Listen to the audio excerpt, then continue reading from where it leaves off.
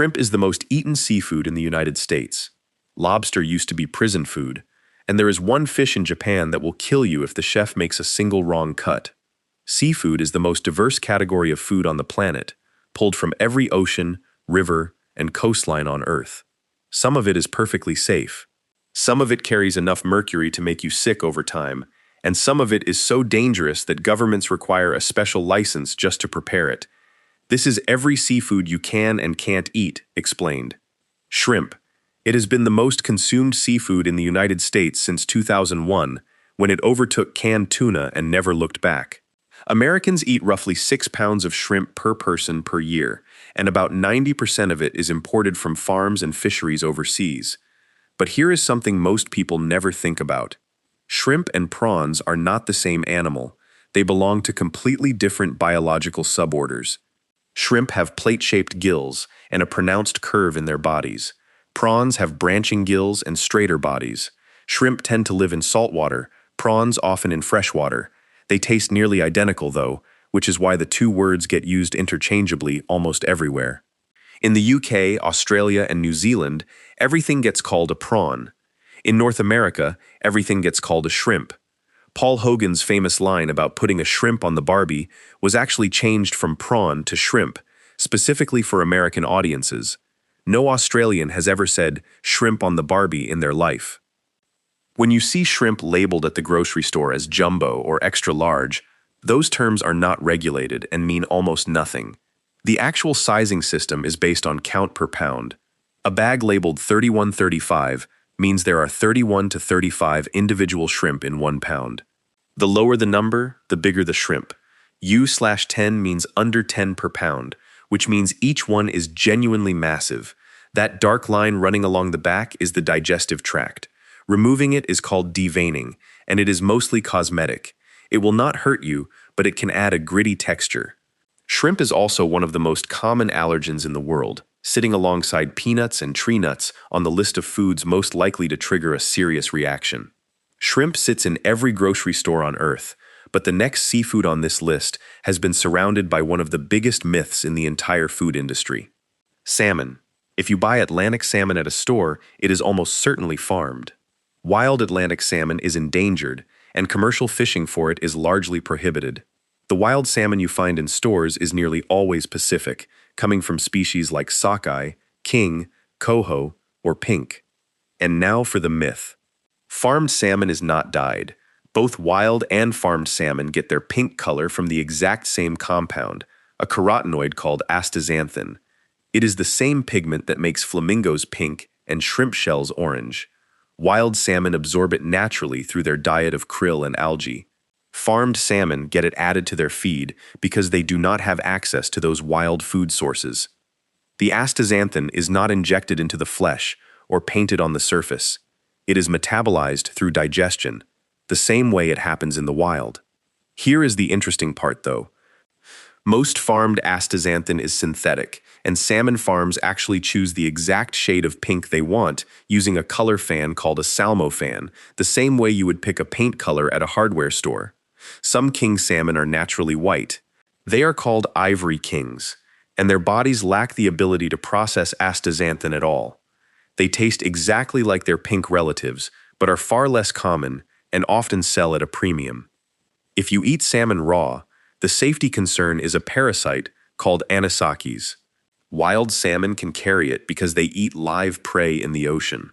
The FDA requires wild fish served raw to be frozen first to kill the parasite. Farmed salmon raised on manufactured feed typically do not carry anisakis, which is why many sushi restaurants use farm-raised salmon for raw preparations. Salmon sits comfortably on the FDA's best choice list as a low-mercury fish. Salmon is low in mercury, but the next fish on this list is a completely different story, depending on which species you pick up. Tuna. Not all tuna is created equal, and this matters more than most people realize. The 5 main species you will encounter are skipjack, albacore, yellowfin, big eye, and bluefin. Skipjack is the smallest and most abundant. It reproduces quickly, is not overfished, and makes up most of the canned tuna labeled chunk light. Albacore is larger, milder, and is what gets sold as solid white tuna. Yellowfin is the ahi you see, seared at restaurants and piled into poke bowls. Big Eye is fattier and prized for high-end sushi. And bluefin is the giant that breaks auction records. In January 2019, at Tokyo's Toyosu Fish Market, a single 612-pound bluefin tuna sold for 333.6 million yen, roughly $3.1 million. The buyer was Kiyoshi Kimura, owner of the Sushi Zanmai restaurant chain, who has made a tradition of winning the market's first auction of the year. He broke his own record again in January 2026. The reason tuna types matter so much comes down to mercury. Mercury accumulates through the food chain, and because it builds up over time, larger and longer-lived species carry significantly more of it. Skipjack, being small and short-lived, is one of the lowest mercury fish you can eat. The FDA considers it a best choice, safe for 2 to 3 servings per week. Albacore and yellowfin carry more and are rated as good choices at about 1 serving per week. Big Eye tuna lands on the FDA's avoid list for pregnant women and young children, right alongside shark and swordfish. That cheap can of chunk-light tuna in your pantry contains roughly a third of the mercury found in a can of solid white albacore. Tuna is also one of the few fish naturally resistant to the anisaki's parasite, which is why it has been eaten raw in Japan for centuries with minimal freezing required. Tuna is the mercury puzzle, and the next one on this list is a different kind of puzzle entirely, one where the most popular version contains none of the animal it is named after. Crab. There are thousands of crab species in the ocean, but only a handful end up on plates. King crab is the largest and most expensive, pulled from the frigid waters of the Bering Sea off Alaska, with legs that can span over 5 feet. Dungeness crab comes from the Pacific coast and has a sweet, slightly nutty flavor. Snow crab has long, thin legs that crack easily and mild, tender meat. Blue crab dominates the Chesapeake Bay and the Gulf Coast, and is the species that becomes soft-shell crab, which is simply a blue crab caught immediately after molting when its new shell is still paper-thin and entirely edible. Then there is stone crab, which has one of the strangest harvesting methods in all of seafood. Fishermen remove one claw and throw the crab back into the water alive. The crab regenerates the missing claw over the next year or so, and the process can repeat multiple times throughout its life. Now, about the crab inside your California roll. There is a very good chance it contains 0 crab. Imitation crab, sometimes spelled with a K on the packaging, is surimi. It is a paste made from minced white fish, usually Alaska pollock, mixed with starch, egg white, sugar, and artificial flavoring, then shaped and dyed to look like crab leg meat. It was first produced in Japan in 1974 by a company called Sugio, reportedly as a byproduct of a failed attempt to create artificial jellyfish. The product is fully cooked, ready to eat, and costs a fraction of real crab. It is also lower in protein and higher in carbohydrates. If you have a shellfish allergy, you should still avoid it, because most imitation crab products contain crab extract for flavoring. Imitation crab is seafood's great impersonator, but the next item on this list pulled off an even more impressive trick. It went from literal garbage to the most expensive item on the menu, lobster. Today, it sits on white tablecloths next to drawn butter and lemon wedges, but lobster has one of the strangest class reversals in food history. In colonial New England, lobsters were so plentiful they washed ashore in piles 2 feet high. They were considered the lowest of foods, served to prisoners, servants, and orphans.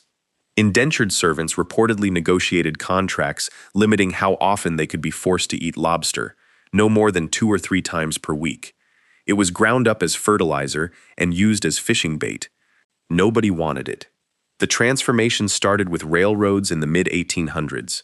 Train companies began serving canned lobster to passengers from inland states who had never tasted it before and had no idea about its coastal reputation. To them, it was exotic and delicious. Demand grew, prices climbed, and by the early 1900s, lobster had been completely reinvented as a luxury ingredient. During World War II, lobster was one of the few proteins not rationed by the government, which cemented its premium image even further. There are 2 main types. The American lobster, also called Maine lobster, has large front claws and lives in cold Atlantic waters. Spiny lobster, found in warmer regions like the Caribbean and Mediterranean, has no big claws, and the meat is concentrated entirely in the tail. Lobsters are almost always cooked alive, and there is a real biological reason for this. Once a lobster dies, bacteria in its flesh multiply rapidly and release toxins that cooking may not fully destroy. The meat also begins deteriorating almost immediately through a process called autolysis. Chilling a lobster on ice before cooking is widely considered the most humane approach, and that sharp sound you hear when one hits boiling water is not a scream. Lobsters have no vocal cords. It is simply steam escaping through gaps in the shell. One last thing. The green substance inside a cooked lobster is the tomole, which functions as both the liver and the pancreas. Some people eat it as a delicacy, but because it works as a filter organ, it can concentrate environmental contaminants and biotoxins, and health advisories have periodically warned against consuming it. If you are finding this interesting, hit subscribe. We cover food like this every week. Lobster went from trash to treasure over a century, but the next item has been prized and feared in equal measure for far longer. Oysters. There are only about 5 species commonly eaten in North America, but more than 150 different market names exist because an oyster's flavor changes dramatically based on where it was grown. The concept is called merroir, the marine equivalent of terroir in wine. An oyster from the cold waters off Prince Edward Island will taste completely different from one raised in the warm Gulf Coast, even if they are the exact same species. Kumamoto oysters are small, sweet, and creamy, often recommended as the gateway oyster for beginners. Blue points from Long Island are larger, saltier, and aggressively briny. European flats, sometimes called bellons, are intensely metallic and mineral, and they are not for the faint of heart. The old rule says you should only eat raw oysters during months containing the letter R, meaning September through April. That guideline dates all the way back to a 1599 English cookbook, and it is grounded in real biology. During the warmer months, oysters are spawning, which makes their texture softer and less appealing.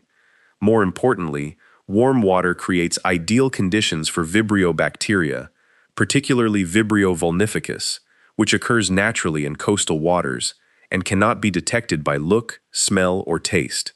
According to the CDC, roughly 150 to 200 Vibrio vulnificus infections are reported in the United States each year, and about 1 in 5 of those cases is fatal.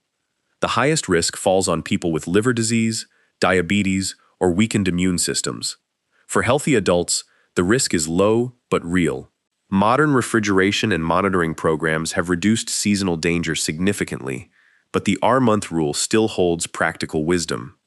Oysters are also one of the richest natural sources of zinc, often exceeding daily recommended intake in a single serving.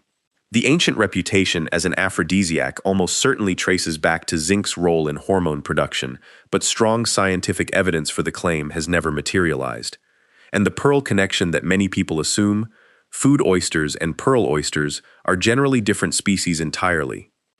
Oysters carry invisible bacteria, but the next seafood on this list carries something far worse: pufferfish. Known in Japan as fugu, this is the one fish that can genuinely kill you with a single meal if it is prepared incorrectly. The danger comes from tetrodotoxin, a poison concentrated in the liver, ovaries, intestines, and skin of the fish. It is roughly 1,200 times more toxic than cyanide.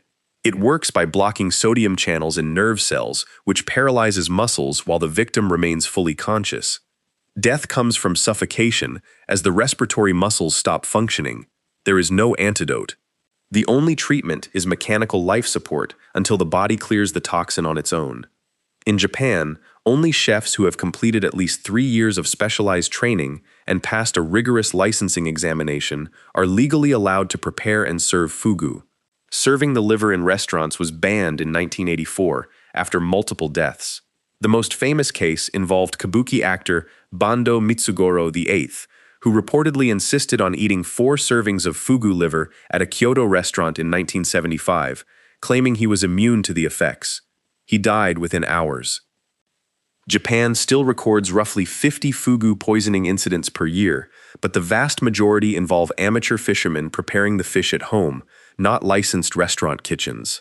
The fatality rate has dropped dramatically over the decades as licensing standards tightened.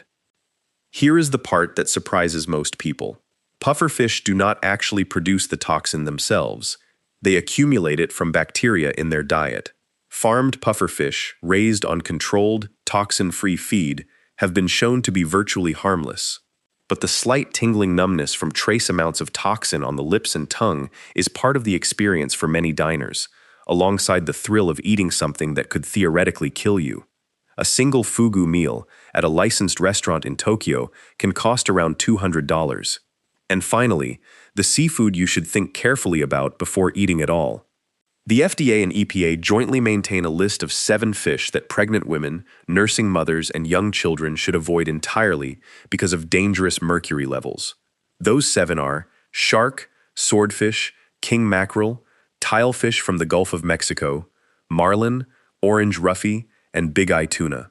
For general adults, these fish are safe in small amounts, but regular consumption adds up.